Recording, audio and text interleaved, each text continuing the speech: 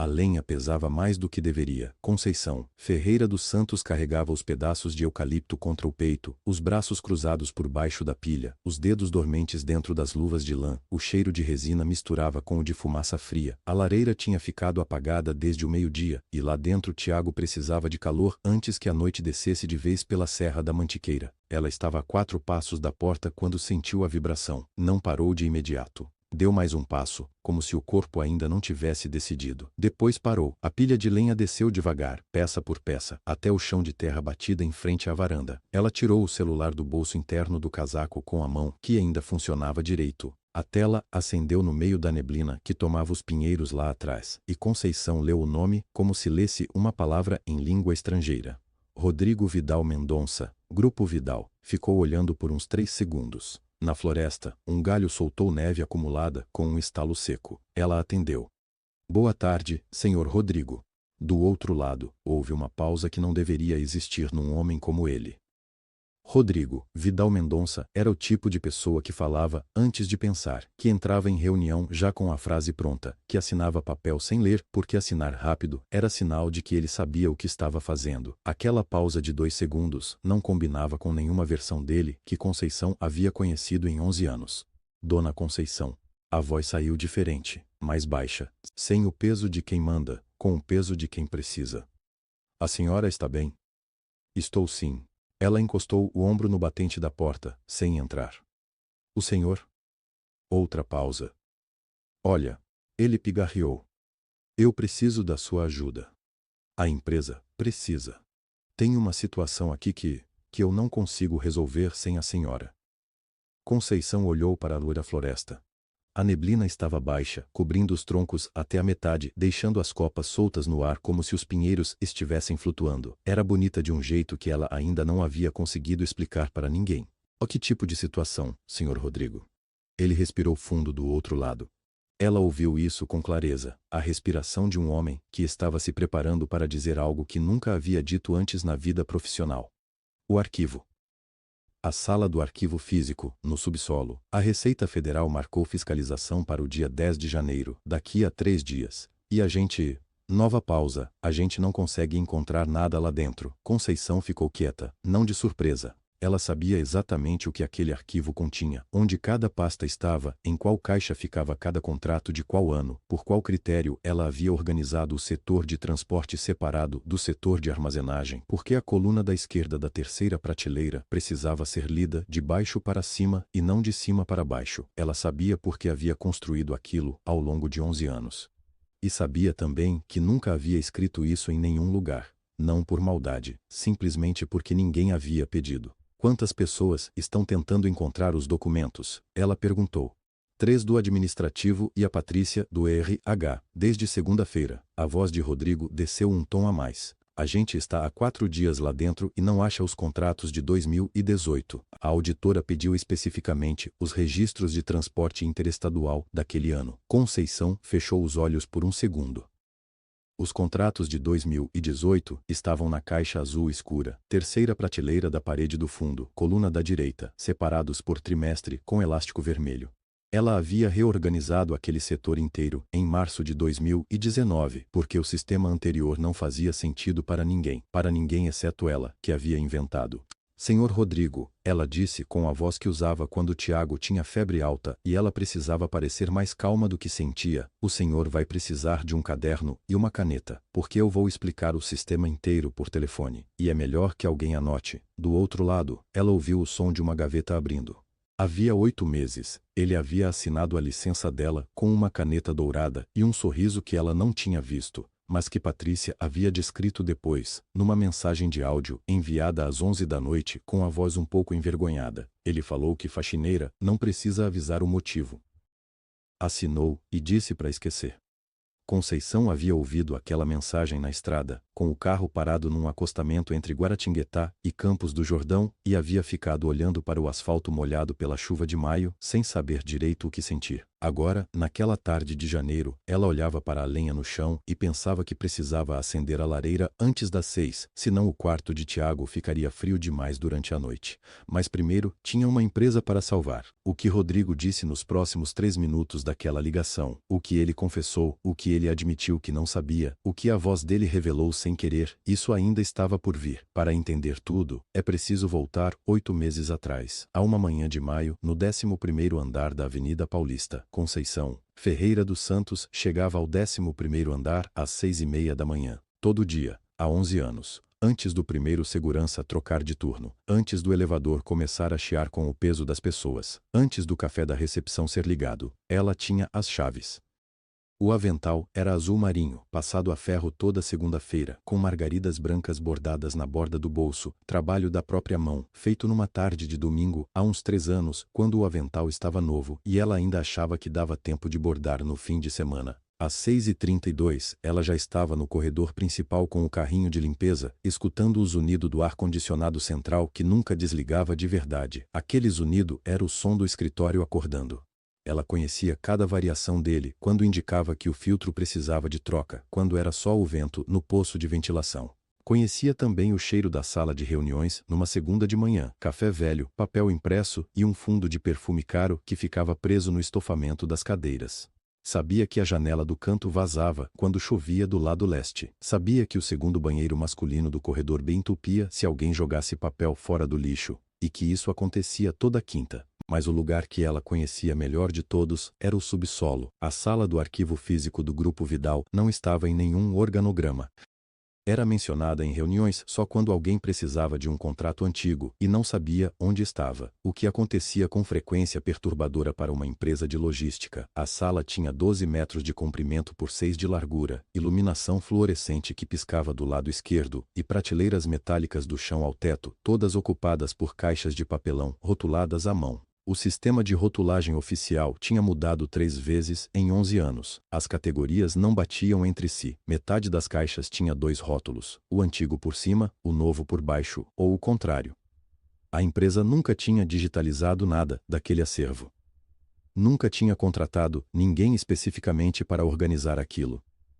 Conceição tinha começado a reorganizar por conta própria no 2º ano, num sábado que ela veio de folga porque o ar-condicionado do arquivo tinha quebrado, e ela sabia que o calor ia amolecer as etiquetas adesivas. Enquanto colava tudo de novo, percebeu que conseguia encontrar qualquer coisa em menos de 4 minutos, se soubesse exatamente onde procurar. Então criou um sistema. Num caderno de espiral azul que ficava na gaveta da mesa dela, ela anotou cada caixa, cada seção, cada exceção. Não era digital, não estava no servidor da empresa, estava na gaveta dela, e mais completamente ainda, na cabeça dela. Ninguém tinha pedido para ela fazer isso, ninguém sabia que ela tinha feito.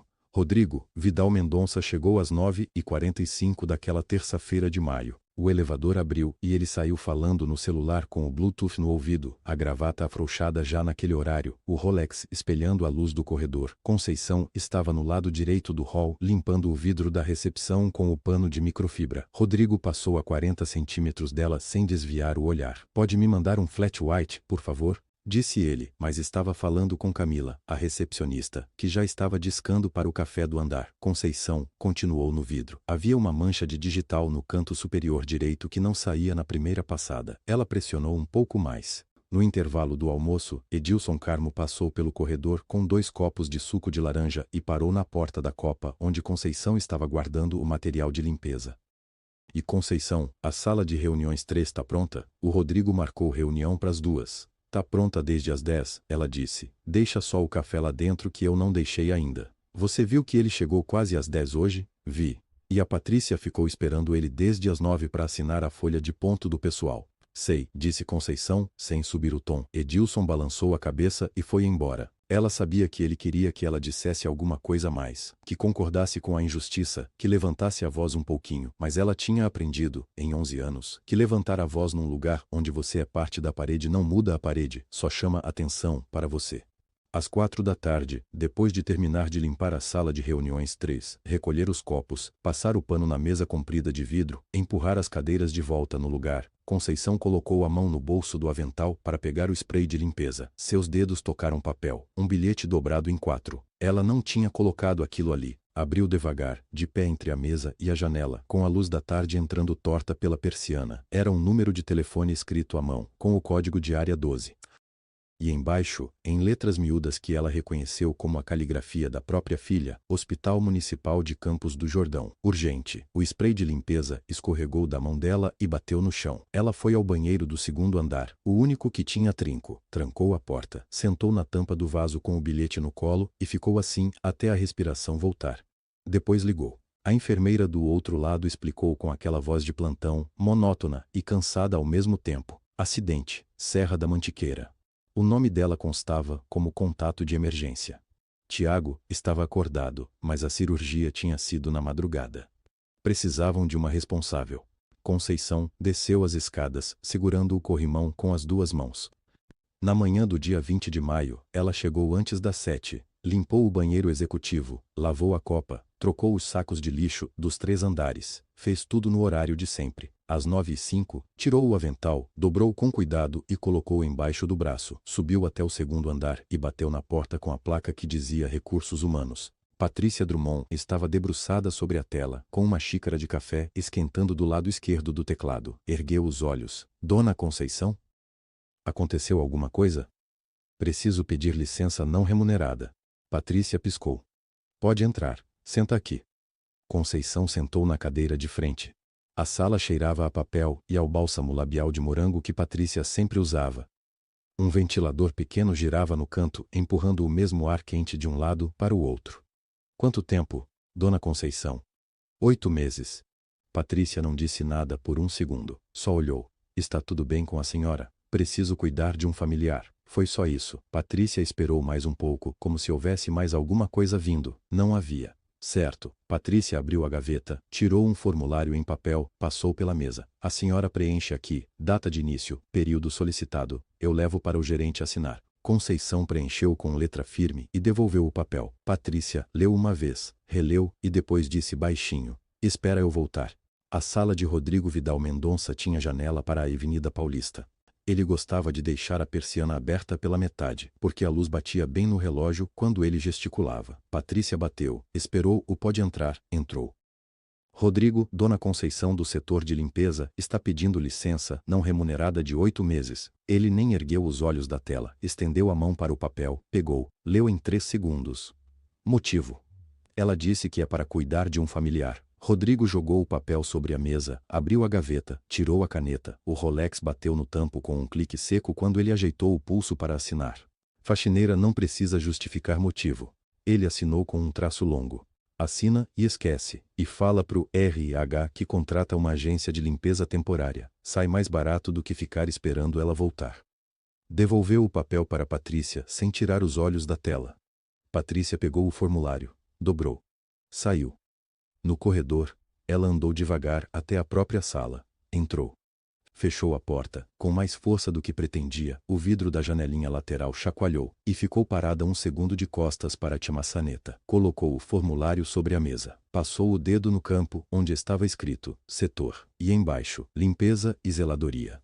Patrícia sabia porque era ela quem processava as planilhas de acesso ao subsolo. Era ela quem tinha o registro de quem entrava na sala do arquivo físico. E nos 11 anos de documentação que passavam pela sua mesa, toda vez que precisavam localizar algum contrato antigo, havia um único nome que aparecia como referência informal, anotado à mão nas margens dos protocolos: Conceição. Não era a pessoa que passava o pano, era a pessoa que sabia onde tudo estava. Patrícia olhou para o formulário por mais um tempo. Depois pegou o telefone, abriu o contato de Edilson, do administrativo, e pausou antes de apertar.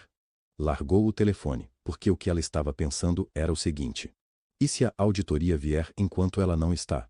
Para entender o que ia acontecer, é preciso voltar um pouco. Não muito. 11 anos bastam. Em 2013, quando Conceição chegou ao Grupo Vidal, a sala do arquivo físico no subsolo era exatamente o que parecia: um depósito com pretensão de organização. Prateleiras de aço cinza da parede ao teto, caixas sem etiqueta, contratos soltos enfiados entre pastas que já não fechavam direito. O cheiro de papel velho e mofo era tão constante que os funcionários que desciam até lá saíam espirrando. Ninguém ficava mais tempo do que o necessário. Conceição ficou, no começo, porque era parte do serviço. Ela limpava o chão, passava um pano nas prateleiras, saía, mas a segunda vez que desceu, tropeçou em uma caixa que havia caído e espalhado no chão talvez 200 contratos sem identificação. Ficou olhando para aquilo, dobrou os joelhos, foi agachando devagar, porque o joelho direito sempre reclamava no frio, e começou a juntar um por um. Nessa hora, ela viu a data, viu o nome do cliente. Viu que tinha outros do mesmo cliente, na mesma prateleira, mas misturados com clientes de anos completamente diferentes. Ela não disse nada para ninguém naquele dia. Voltou no dia seguinte com um caderninho de capa preta que comprou na papelaria, perto de casa, e uma caixa de canetas coloridas que custou R$ 6,90. Levou 3 semanas para criar o sistema, não porque fosse complicado, mas porque ela fazia isso nos intervalos, no tempo que sobrava entre um andar e outro, quando ninguém precisava dela em outro lugar. O sistema era assim: etiqueta vermelha para contratos de transporte de carga fracionada, etiqueta azul para contratos de armazenagem, etiqueta amarela para acordos comerciais com fornecedores, dentro de cada cor, por cliente, em ordem alfabética. Dentro de cada cliente, por ano, do mais antigo para o mais recente, e no caderninho de capa preta, que ela guardava no bolso do avental, ela anotava qualquer exceção, qualquer contrato que havia sido arquivado no lugar errado, antes dela chegar, qualquer pasta que estava com o nome trocado. Nenhum gerente pediu isso, nenhum supervisor aprovou, nenhum formulário foi preenchido. Ela fez porque não suportava ver o caos e porque sabia, de algum modo, que alguém um dia ia precisar encontrar alguma coisa lá embaixo. Edilson foi o primeiro a perceber. Era 2015. Ele desceu ao subsolo com a cara de quem estava com pressa e o pescoço tenso, procurando um contrato da empresa transportadora Boa Vista de 2011. Um cliente antigo, processo judicial, advogado precisava com urgência. Ficou 20 minutos virando caixas antes de ir até o corredor e encontrar Conceição com o carrinho de limpeza. Conceição, você sabe se tem uns contratos da Boa Vista guardados lá no arquivo? Ela parou o carrinho, pensou por talvez 2 segundos. Tem. Prateleira do lado esquerdo, segunda seção de baixo para cima. Etiqueta vermelha, porque é transporte. Pasta com o nome do cliente em letra maiúscula. O de 2011 é o terceiro da esquerda. Edilson olhou para ela como se ela tivesse dito que sabia voar. Você tem certeza? Vá ver. Ele foi. Demorou 30 segundos para confirmar. Voltou com a pasta na mão e uma expressão que misturava alívio com alguma coisa que não sabia nomear direito. Como você sabe isso? Porque eu coloquei lá. Ela disse, simplesmente, e empurrou o carrinho para continuar o serviço. De 2015 em diante, Edilson passou a descer ao subsolo com uma etapa diferente. Primeiro falava com Conceição. Ela nunca falhou. Uma vez, ele testou. Foi direto para as aulas. Para a sala sem perguntar, ficou 15 minutos procurando. Depois subiu, perguntou, ela disse onde estava, ele encontrou em 40 segundos, nunca mais testou de novo. Virou rotina. Edilson chegava com a urgência toda escrita no rosto. Ela ouvia o pedido, dava a localização como quem lê um endereço de memória, e ele saía aliviado antes de o café esfriar. Uma vez, em 2018, ele estava com 2 colegas novos do administrativo quando precisou de um contrato e fez o de sempre. Foi perguntar para Conceição no corredor. Ela respondeu sem parar o que estava fazendo. Os 2 colegas olharam para ela, depois para Edilson. Quem é essa mulher? Um deles perguntou em voz baixa, lá no corredor do arquivo, depois que ela já havia ido embora. É o Google, do subsolo, Edilson disse com naturalidade.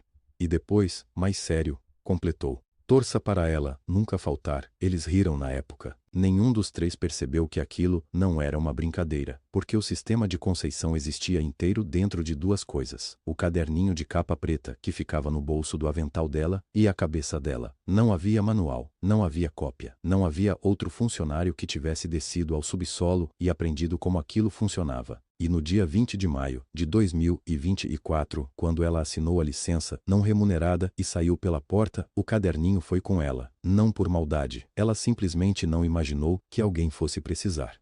Ninguém havia pedido. E aí estava a pergunta que Patrícia não tinha conseguido largar, mesmo depois de fechar o formulário e guardar no arquivo dela. Se alguém descesse ao subsolo agora, hoje, amanhã, em janeiro, o que ia encontrar? As etiquetas ainda estavam lá.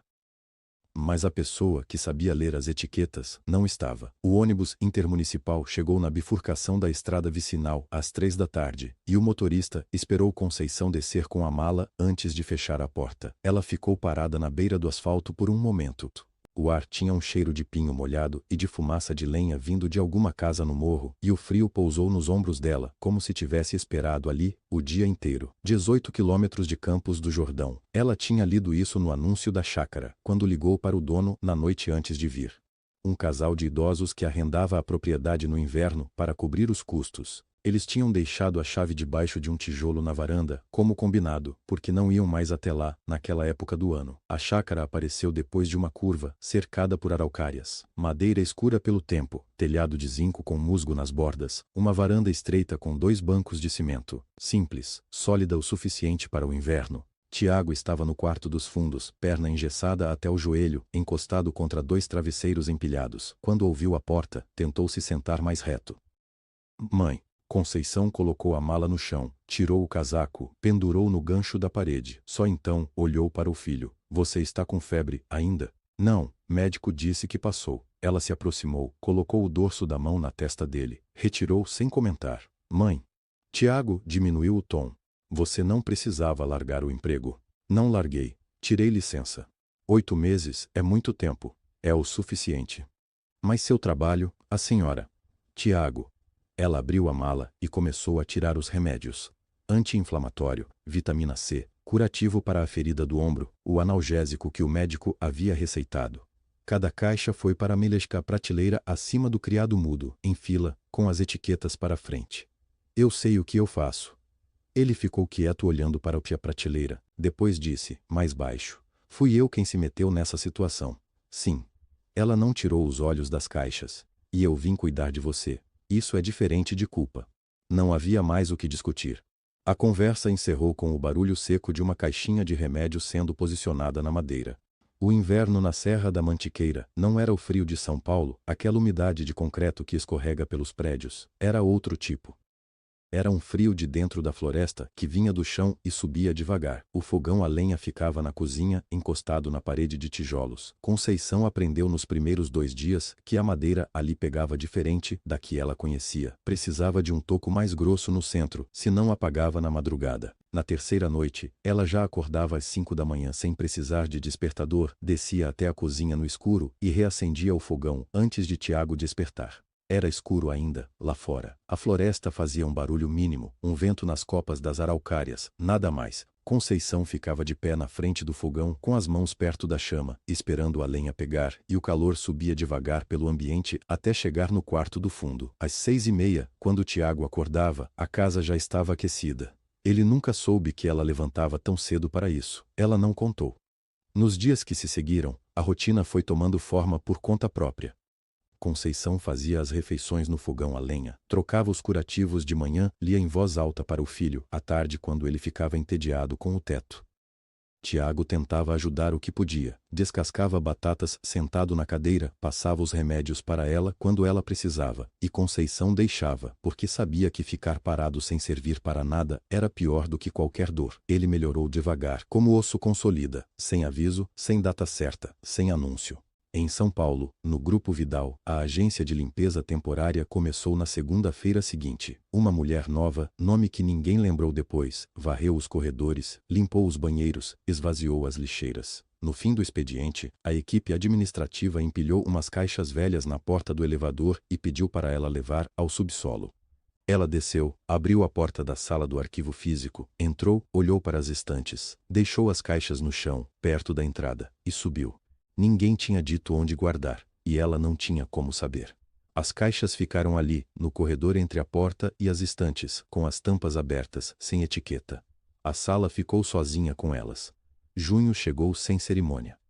A agência temporária mandou outra mulher, a segunda desde maio. Ela também não sabia do subsolo, ninguém a apresentou para Edilson, para Patrícia, para ninguém.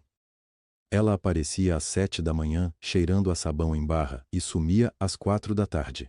A sala do arquivo físico ficava no subsolo com as caixas que a anterior tinha deixado no chão, tampas abertas, sem etiqueta. Ninguém desceu para organizar, ninguém percebeu que era necessário. Em julho, Edilson Carmo precisou de um contrato. Era de 2019. Um cliente antigo, Transportes Belém Limitada, estava questionando uma cláusula de reajuste. O setor jurídico tinha pedido o documento físico porque a versão digital, se é que havia uma, não estava no sistema. Edilson pegou a chave do subsolo no painel da recepção. Desceu. A lâmpada de LED da sala piscou 2 vezes antes de estabilizar. Esse barulho seco de relé que todo mundo ignora. Ele ficou parado na entrada por uns 3 segundos, olhando para as estantes. 40 minutos depois, subiu com a cara branca. Patrícia levantou a cabeça da mesa. Achou? Não tem como achar nada lá embaixo. Ela baixou a cabeça de volta. Edilson foi até a sala de Rodrigo. Bateu. Entrou sem esperar resposta porque a porta estava entreaberta. Rodrigo, o arquivo do subsolo não está organizado. Não consigo achar o contrato da Belém de 2019. Rodrigo não levantou o olhar da tela. Procura direito. Eu fiquei 40 minutos lá. Então fica mais 40. O contrato tem que estar em algum lugar. Edilson voltou. A lâmpada piscou de novo quando ele entrou. Cheirava a papel velho e a mofo fino, aquele cheiro que você sente só quando para de respirar pela boca. Ele andou devagar entre as estantes, tentando ler as etiquetas, as que tinham etiqueta. Algumas pastas não tinham nada escrito, algumas caixas estavam viradas de lado, com os documentos em diagonal. 1 hora depois, subiu com uma pasta. Não era o contrato certo, era um aditivo de 2021 de outro cliente, nome parecido. Transporte Belém, do Pará Transportes, empresa diferente. O cliente ligou no dia seguinte reclamando que o setor jurídico tinha enviado um documento que não era o dele. Rodrigo resolveu na base do improviso, pediu ao jurídico para trabalhar com a cópia digital desatualizada, pediu ao cliente 1 semana de prazo, prometeu que ia regularizar. O cliente resmungou, aceitou. O incidente não foi registrado em lugar nenhum. Em setembro, a mesma história.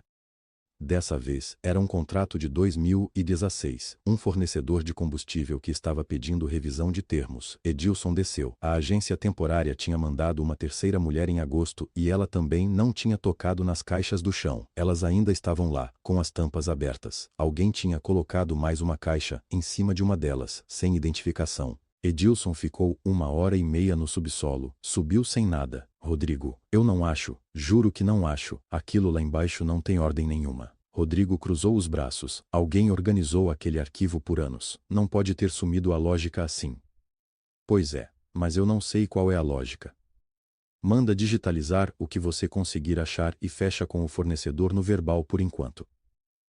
Edilson assentiu. Saiu. Não falou mais nada porque não havia mais nada a dizer. Em novembro, foi a terceira vez. Um contrato de 2018. Desta vez para uma auditoria interna parcial que o próprio Rodrigo tinha pedido ao financeiro. Edilson desceu, ficou 50 minutos, subiu com 3 pastas que talvez fossem relacionadas, talvez não fossem. O financeiro trabalhou com o que tinha.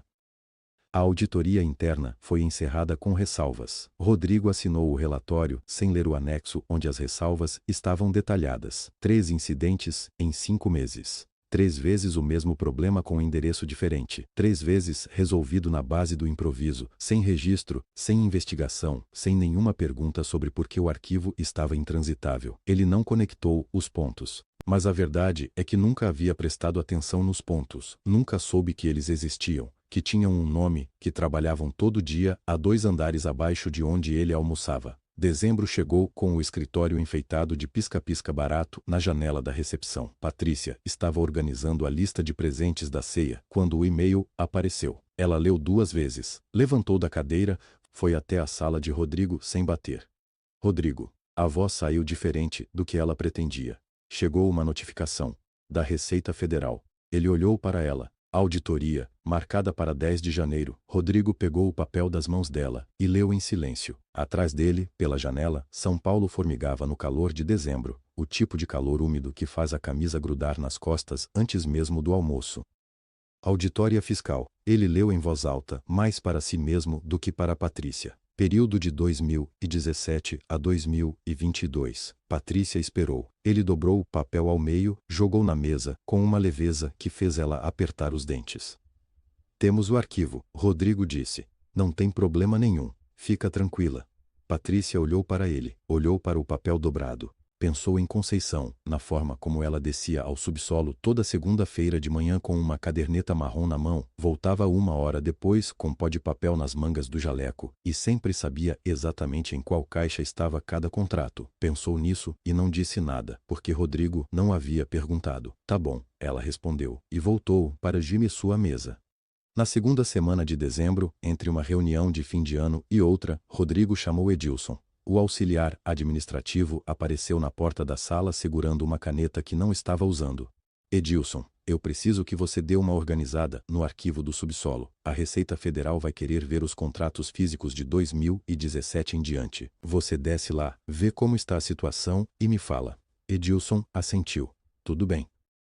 Quando o senhor precisa? Até sexta, era terça. Edilson foi até o subsolo na tarde seguinte, depois do almoço. Levou uma prancheta, uma caneta e boa vontade. A sala do arquivo ficava no fundo de um corredor de concreto que cheirava a papel velho e ar parado, o tipo de cheiro que fica na roupa. Tinha uma lâmpada fluorescente que piscava 1 vez por minuto, com uma regularidade quase mecânica. Edilson abriu a porta com a chave que pegara com o porteiro e ficou parado na entrada. A sala tinha talvez 25 metros quadrados. Do chão ao teto, dos dois lados, havia estantes metálicas carregadas de caixas. Caixas brancas, caixas amareladas, caixas com etiquetas manuscritas em letras miúdas, caixas sem etiqueta nenhuma, pilhas que tocavam o teto, pilhas que pareciam equilibradas por alguma física que ele não entendia. Ele ficou parado por um longo tempo, deu 2 passos para dentro, puxou uma caixa da primeira prateleira, abriu. Dentro havia contratos em ordem que ele não conseguiu decifrar. Havia uma lógica ali, ele podia sentir, mas era uma lógica que pertencia a outra pessoa. As abas divisórias tinham anotações à mão em caneta preta, com símbolos e números que ele nunca havia visto antes. Letras e numerais que formavam um sistema, uma linguagem que alguém havia desenvolvido ao longo de anos, sozinho, para dar conta daquilo tudo. Edilson olhou para a prancheta na mão, para a caneta, para as estantes. Fechou a caixa devagar. Ficou mais um momento parado, olhando para as fileiras de papéis que iam até o fundo da sala. A lâmpada piscou 1 vez. O corredor lá fora estava em silêncio, e o barulho abafado da cidade lá em cima não chegava até ali. Depois, ele saiu, fechou a porta com cuidado, como se não quisesse despertar alguma coisa, e subiu as escadas sem parar para falar com ninguém. Passou em frente à mesa de Patrícia, sem olhar para ela. Ela levantou os olhos, viu a expressão no rosto dele e sentiu o estômago apertar, o mesmo aperto de quando havia lido a notificação da Receita Federal pela primeira vez. Edilson bateu 2 vezes na porta de Rodrigo. Pode entrar, Rodrigo disse lá de dentro. Edilson entrou, fechou a porta atrás de si. Patrícia ficou olhando para sua porta fechada por alguns segundos. Depois pegou o celular, foi até os contatos e procurou o número que tinha da Conceição, salvo desde 2021, nunca usado. Ficou com o celular na mão. Guardou de volta no bolso. Ainda não era ela quem precisava ligar. Edilson ficou de pé na frente da mesa de Rodrigo por quase 1 minuto antes de conseguir começar. Então, ele disse, eu desci lá. Rodrigo não levantou os olhos do computador. E está complicado. Aí, Rodrigo levantou. Edilson explicou o que tinha visto. Caixas empilhadas em 4 fileiras, cada uma com uma etiqueta manuscrita, num sistema que ele não conseguia decifrar. Não eram só datas, eram combinações de letras, números e cores, faixas de fita adesiva colorida na lateral de cada caixa. Azul, verde, vermelho, laranja. Em algumas, 2 cores juntas. Uma delas tinha 3. Que cores? Rodrigo perguntou. Azul, com laranja. E o que significa? Edilson abriu as mãos. Não sei. Não tem legenda em lugar nenhum, procurei. Rodrigo ficou quieto por 3 segundos. Depois disse, vou descer ver pessoalmente. O subsolo cheirava a papel velho e concreto úmido. Rodrigo entrou de terno, o relógio pegando o reflexo da lâmpada fluorescente, e ficou parado na entrada da sala, olhando para as prateleiras. Eram muitas, mais do que ele esperava.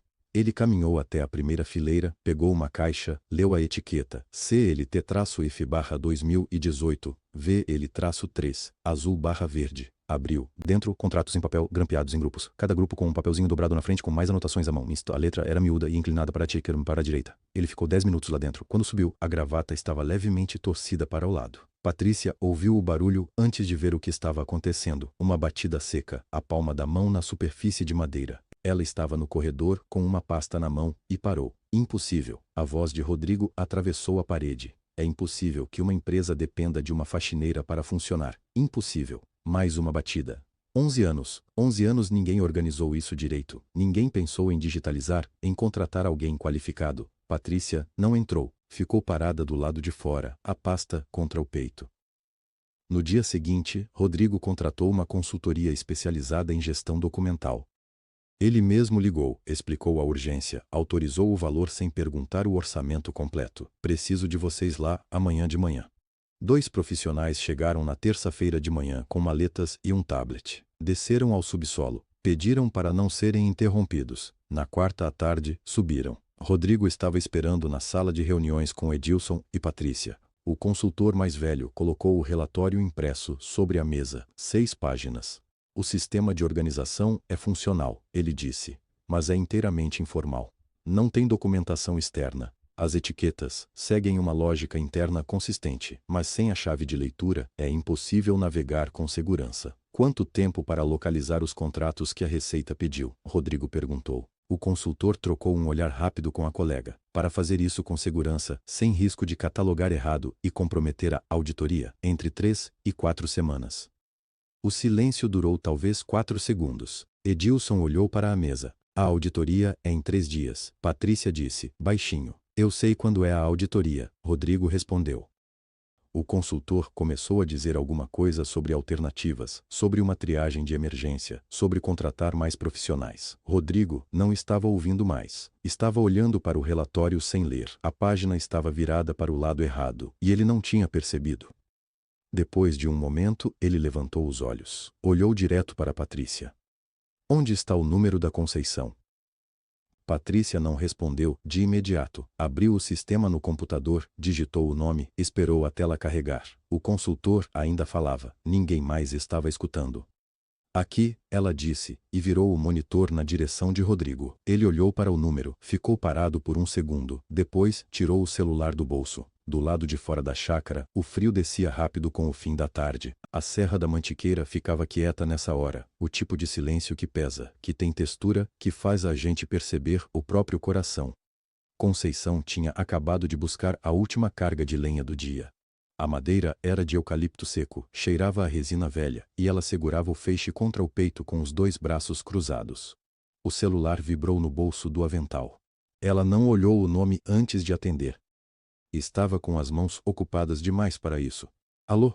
Do outro lado, a voz chegou rápida, tensa, quase sem espaço para respirar. Conceição, aqui é Rodrigo, Rodrigo Vidal, do Grupo Vidal. Eu preciso falar com a senhora agora, é urgente, é sobre o arquivo. A Receita Federal vai fazer uma auditoria em 3 dias e ninguém aqui consegue localizar nada. Os contratos físicos, os documentos de 2013 em diante, a gente tentou um consultor, tentou reorganizar, mas o sistema que a senhora usava não está documentado em nenhum lugar. E, Rodrigo, ela disse, ele parou. O silêncio durou talvez 2 segundos. O senhor está no subsolo agora? Uma pausa curta. Estou. Pega papel e caneta.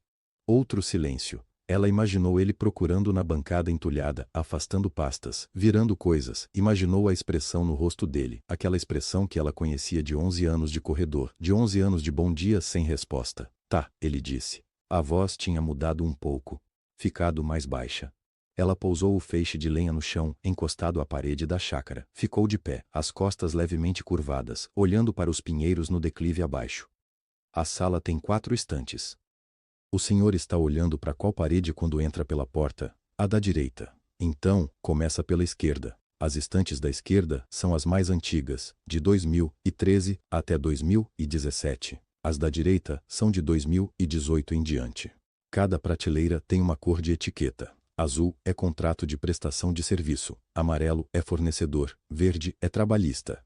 Ela ouviu ele escrever. O som da caneta no papel, irregular, apressado. Era a primeira vez em 11 anos que Rodrigo Vidal Mendonça estava anotando o que ela dizia. Ela continuou. Dentro de cada cor, os documentos estão em ordem de CNPJ, não por nome de empresa. Eu aprendi assim, porque nome de empresa muda, CNPJ não muda. O senhor vai achar uma faixa de borracha grossa em volta dos contratos de 2018. Esses são os que a Receita costuma pedir primeiro. Faixa de borracha, ele repetiu, escrevendo.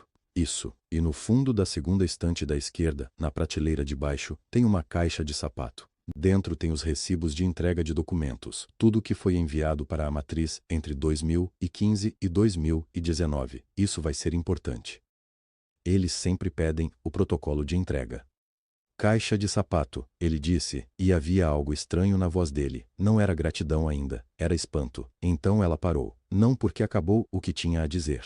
Parou porque a voz saiu com um tremor pequeno, quase imperceptível, na última sílaba, o tipo de coisa que a gente só nota quando está muito quieto por dentro. Ela virou o rosto para a floresta. Os pinheiros estavam parados, sem vento. O céu entre os galhos tinha aquela cor de cobre que só dura uns 3 minutos antes de escurecer de vez. Lá dentro, no quarto do fundo, Tiago dormia. Ela esperou 3 segundos. Depois voltou ao telefone, a voz firme de novo. O senhor anotou tudo até aqui? Anotei, Rodrigo disse. Então amanhã de manhã, quando o senhor abrir a sala, começa pela estante da esquerda. Eu vou estar disponível às 8. Ela desligou antes que ele respondesse. Ficou parada por um momento com o celular na mão, olhando para os pinheiros. Depois se abaixou, pegou o feixe de lenha do chão e entrou. Naquela manhã, quando o sol ainda estava baixo e a geada cobria o capim do quintal como uma camada de vidro fino, Tiago tinha aparecido no corredor.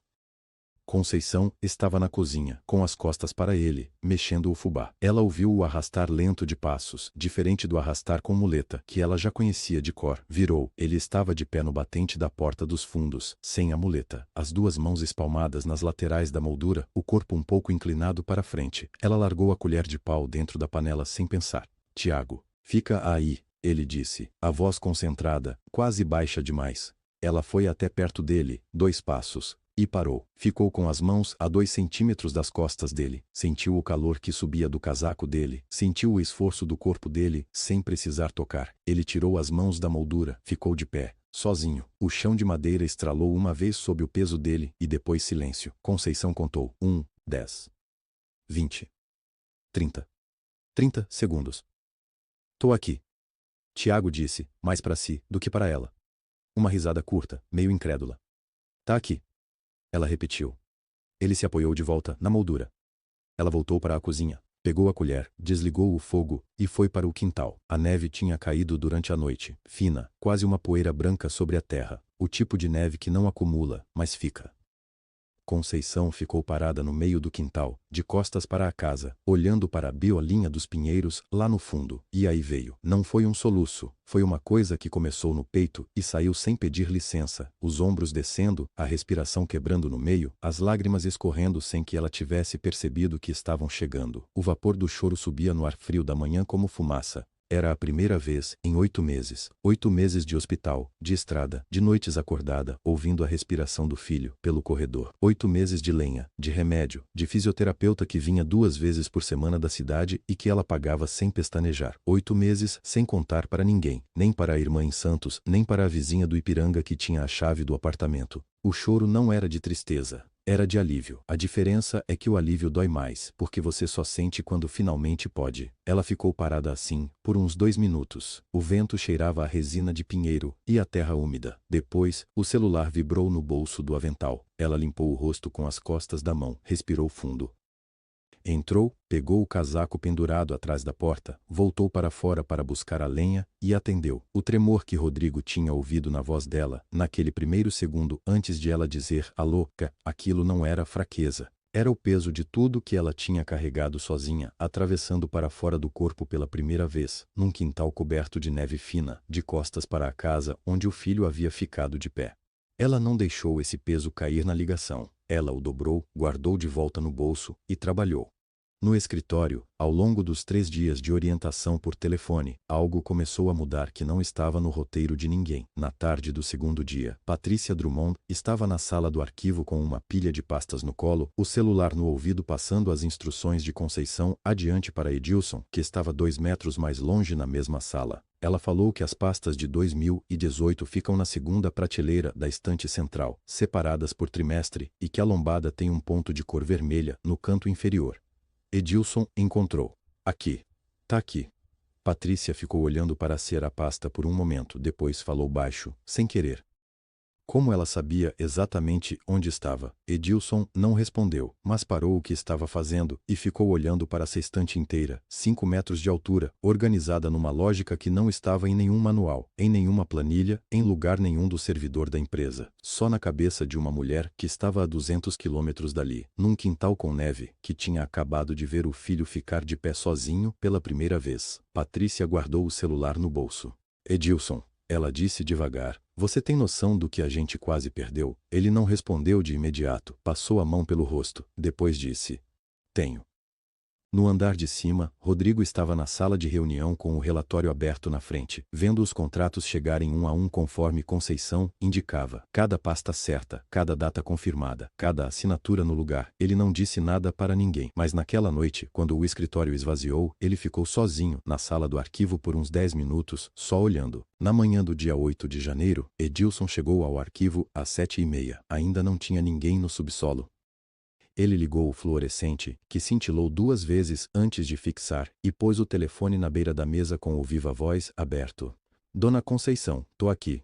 A voz dela chegou com um chiado leve de sinal fraco. Lá na chácara, ela estava sentada à mesa da cozinha com o caderno na frente, o mesmo caderno de capa plástica azul que usava para anotar os pedidos de material de limpeza. Agora tinha um esboço do arquivo desenhado à mão. Então vamos, ela disse. Me fala o número da caixa que está na sua frente. Ele leu, em voz alta. Ela identificou em segundos. Essa é de armazenagem. Cliente grande. CNP. Tota começa com 02. Tem uma etiqueta verde com traço preto na lateral. Edilson virou a caixa. Tem. Então tá no lugar certo. Próxima. Os 2 consultores de arquivo que a empresa havia contratado às pressas ficaram parados por um momento, só ouvindo. Um deles, de óculos, olhou para o outro sem dizer nada. Depois pegou a prancheta e começou a anotar. O sistema que Conceição havia criado ao longo de 11 anos não estava documentado em lugar nenhum. Estava na cabeça dela. Caixas amarelas para contratos de transporte, caixas verdes para contratos de armazenagem. Dentro de cada cor, a sequência seguia o CNPJ do cliente em ordem crescente, do menor para o maior. Por que o CNPJ? O consultor de óculos perguntou, se aproximando do celular. Por que nome de empresa muda? Ela respondeu com simplicidade. CNPJ não muda. Era o jeito mais rápido de achar quando a auditoria aparecia. O consultor baixou a prancheta devagar. Ela inventou um sistema de indexação por chave primária. Ele disse para o colega, quase em voz baixa. Eu ouvi. Conceição disse do outro lado. Não sei o nome técnico não. Só sei que funcionava. Edilson riu. Foi o primeiro riso genuíno em dias. Eles trabalharam assim por 2 dias inteiros. Ela descrevia. Ele localizava. Os consultores conferiam, numeravam, fotografavam. Quando havia dúvida, ela pedia uma videochamada rápida, via a prateleira pela câmera do celular de Edilson e apontava o problema em 30 segundos. Na tarde do dia 8, Patrícia desceu ao subsolo com 2 cafés e ficou uns 20 minutos só observando. Conceição estava explicando onde estavam os contratos de um cliente específico que havia trocado de razão social em 2018. Havia 2 caixas para ele, em cores diferentes, e uma etiqueta com uma estrela caneta azul marcando a transição. Eu coloquei a estrela porque ia ser confuso. Se viesse uma auditoria e perguntasse pelos contratos antigos, a estrela indicava que tinha continuação em outra caixa. Patrícia pôs o café na mesa sem fazer barulho. No dia 9, às 8h40, Rodrigo desceu ao subsolo pela primeira vez em meses. Ele não disse nada sobre os dias anteriores. Andou pelo corredor entre as prateleiras, olhou as caixas organizadas, a lista impressa dos consultores com tudo catalogado. Tá pronto? Ele perguntou.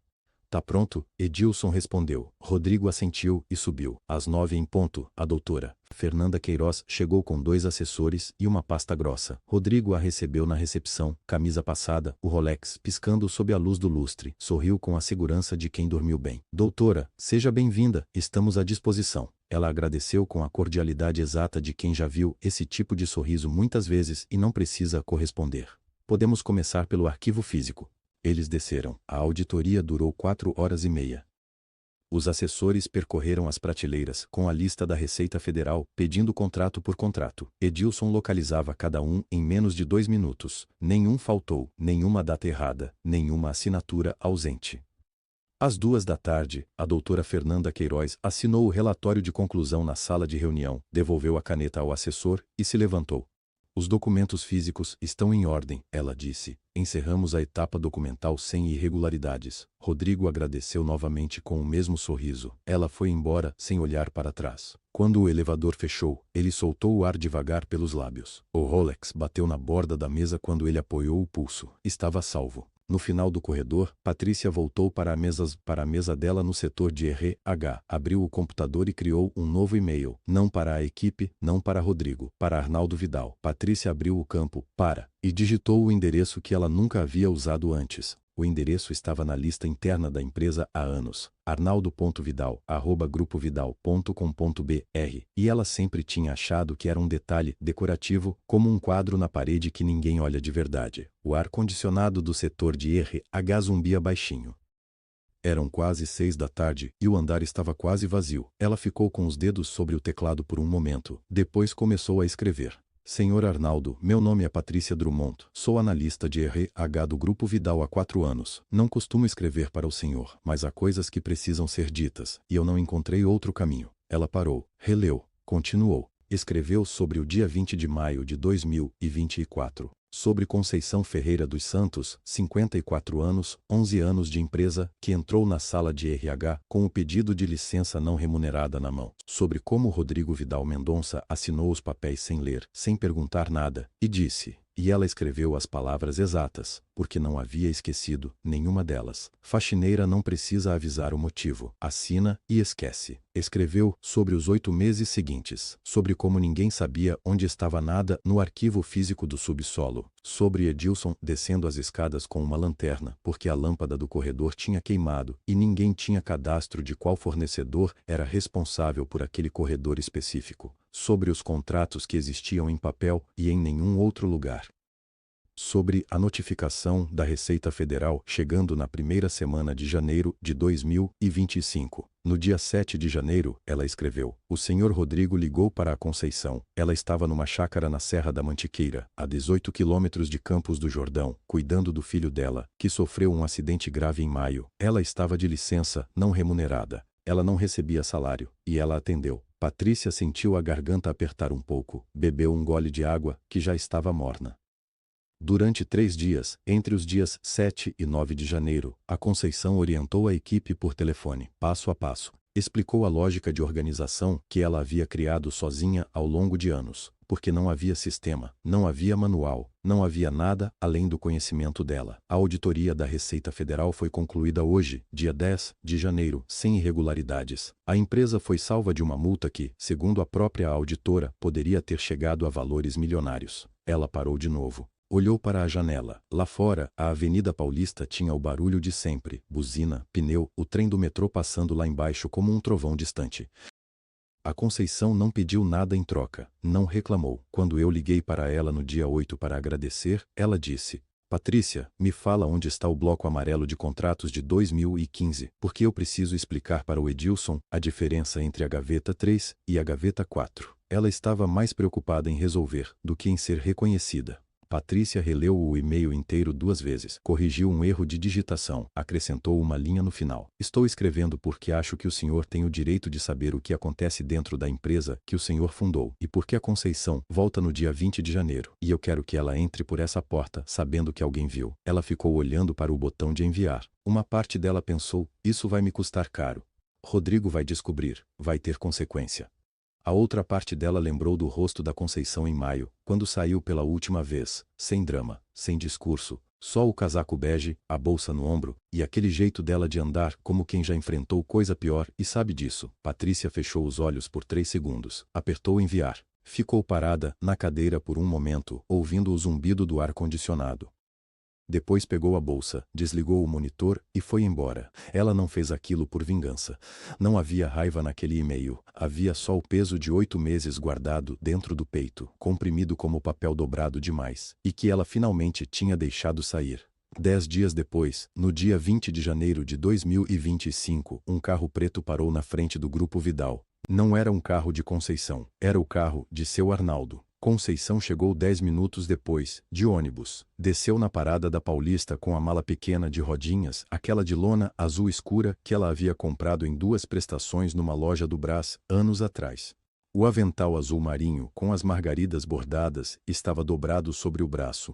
Ela nunca entrava no prédio sem vesti-lo antes. Parou na calçada. Olhou para a Fatishah Adafabasfo por a fachada do Grupo Vidal como quem olha para algo que existia numa outra vida, mas que reconhece mesmo assim. Vestiu o avental, abotoou com calma, ajeitou o colarinho. Entrou. A recepcionista, uma moça nova, contratada nos últimos meses, ergueu a cabeça e ficou parada por um segundo com a mão no ar, como quem ia dizer algo, e não disse.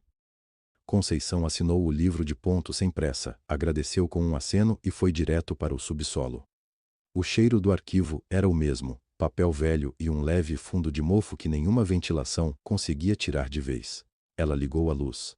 Ficou na entrada, varrendo o espaço com os olhos. Edilson havia tentado, era visível. As caixas do lado esquerdo estavam na ordem certa, com as etiquetas viradas para frente do jeito que ela ensinava. Mas no fundo, perto da prateleira 12, duas caixas haviam trocado de lugar. Contratos de 2018 no espaço de 2016. Ela foi até lá, moveu as duas caixas, com a segurança de quem nunca esqueceu onde cada coisa fica. Depois deu um passo para trás e olhou o conjunto. Ficou ali por uns 30 segundos, em silêncio. Depois subiu. No corredor do 11º andar, o chiado da porta de serviço fez Edilson virar o rosto. E ele parou no meio do passo, com uma resma de papel abraçada ao peito, como se o chão tivesse mudado de consistência embaixo dos seus pés. Dona Conceição. A voz dele saiu com uma rachadura no meio. Ela caminhou até ele sem pressa e disse: "Tudo bem, Edilson." Ele abriu a boca, fechou. Piscou 3 vezes seguidas, como se estivesse tentando organizar alguma coisa dentro de si que não cabia em palavras. A resma de papel amassou levemente entre os seus braços apertados. Conceição esperou um momento. Depois tocou levemente no cotovelo dele, um toque breve, seco, de quem não precisa explicar, e continuou andando. O corredor tinha aquele barulho baixo de escritório em movimento, telefone tocando ao longe, o farfalhar de alguém imprimindo alguma coisa, duas vozes trocando palavras na copa. Conceição atravessou tudo isso com o passo regular de sempre, a mala de rodinhas rolando suave no piso de granito. Então ela viu a sala de reuniões de vidro, a grande, no final do corredor, aquela que era usada só para visitas importantes ou reuniões de diretoria. A persiana estava aberta, as luzes acesas. Sentado à cabeceira da mesa havia um homem de terno cinza, com o cabelo todo branco e uma bengala de jacarandá apoiada na lateral da cadeira. 88 anos de empresa naquele corpo. Arnaldo Vidal, o fundador. Ele não estava olhando para a janela, estava olhando para a porta, como quem espera. Conceição parou, e então percebeu que havia outra pessoa na sala. De pé, ao lado da mesa, com as mãos juntas na frente do corpo, o paletó abotoado até o último botão, como se a formalidade pudesse segurar alguma coisa. Rodrigo. Mas sem o Rolex. O pulso esquerdo estava limpo, nenhum relógio, nenhum brilho. Era uma ausência pequena, quase imperceptível, mas Conceição olhou para aquele pulso e entendeu, com a clareza de quem sabe ler o que não está escrito, que alguma coisa havia mudado de lugar de forma definitiva. Arnaldo Vidal levantou os olhos e a encontrou do outro lado do vidro, e fez um gesto simples com a mão, não uma ordem, não um aceno de cortesia. Era um gesto de quem diz: "Entre, eu estava esperando você." Conceição abriu a porta. O escritório estava quente, o ar-condicionado do andar de cima funcionava bem demais, e o cheiro de café velho parado na garrafa térmica misturava com alguma coisa de madeira, de documento antigo, que ninguém havia tocado em semanas. Arnaldo Vidal estava sentado na cabeceira da mesa. Quando ela entrou, ele se levantou, devagar, com a bengala, sem pressa, mas com toda a intenção do mundo. Patrícia estava de pé num canto, com a prancheta no peito, como se fosse um escudo. Rodrigo estava encostado na parede do fundo, os braços cruzados, o olhar baixo, o pulso nu, a gravata um pouco torta. Arnaldo deu 2 passos em direção à Conceição e parou. Olhou para ela da mesma forma que se olha para uma coisa que estava lá o tempo todo e a gente nunca teve a inteligência de ver. "E a senhora salvou esta empresa?" disse ele. A voz era firme, velha, mas firme. E eu não sabia o que estava acontecendo aqui dentro. Não foi um discurso. Foi uma frase, dita por um homem de 78 anos, que construiu cada tijolo daquele lugar e estava naquele momento, com a cabeça levemente abaixada, envergonhado, do jeito que só envergonha quem tem o que perder, de verdade. Pelo vidro da sala, do lado de fora, havia gente parada. Edilson estava lá. Mais 3 ou 4 rostos que Conceição reconhecia de 11 anos de corredor. Ela olhou para Arnaldo. Eu só fiz o que sempre fiz, seu Arnaldo. Ele assentiu uma vez, devagar, como quem guarda uma resposta que não tem mais o que acrescentar. Depois, se virou para a sala, para Patrícia, para Rodrigo, para quem estava do lado de fora, olhando pelo vidro. A sala do arquivo físico vai ser digitalizada, disse ele. E a Conceição vai ser a responsável pelo projeto de catalogação, com remuneração de coordenadora, a partir de hoje. Patrícia anotou alguma coisa na prancheta sem dizer nada. Rodrigo não se mexeu. Continuou com os braços cruzados, a testa levemente franzida, como alguém que está contando os segundos para poder ir embora. A remoção do cargo havia sido assinada 10 dias antes, de forma discreta, sem cerimônia, e ele sabia disso, todos sabiam. A partir daquele mês, ele ocuparia uma mesa no mesmo andar, sem equipe, sem subordinados, assinando documentos que outras pessoas decidiam. Não era uma punição dramática. Era pior. Era a forma exata que o mundo tem de mostrar para uma pessoa o tamanho do espaço que ela de fato ocupa. Arnaldo estendeu a mão para Conceição. Ela apertou. A mão dele estava fria, um pouco seca, as veias marcadas, mão de homem que trabalhou muito e agora só assina coisas. Ela apertou com firmeza, não com força, do jeito que se aperta a mão de alguém que você respeita sem precisar provar nada. Obrigado, disse ele, mais baixo, só para ela. De nada, seu Arnaldo. Naquela tarde, Conceição desceu as escadas, abriu a porta de metal do subsolo e acendeu a luz. O arquivo estava exatamente como ela havia deixado 8 meses antes. As caixas etiquetadas à mão, as prateleiras organizadas por critérios que só faziam sentido para quem havia montado aquele sistema desde o começo. Em 2013, quando o Grupo Vidal ainda cabia num único andar, ela puxou a primeira caixa, abriu e começou, como sempre havia feito. Só que desta vez, no andar de cima, tinha gente que sabia o que ela estava fazendo lá embaixo, e isso, descobriu Conceição, não mudava o trabalho, mas mudava o peso.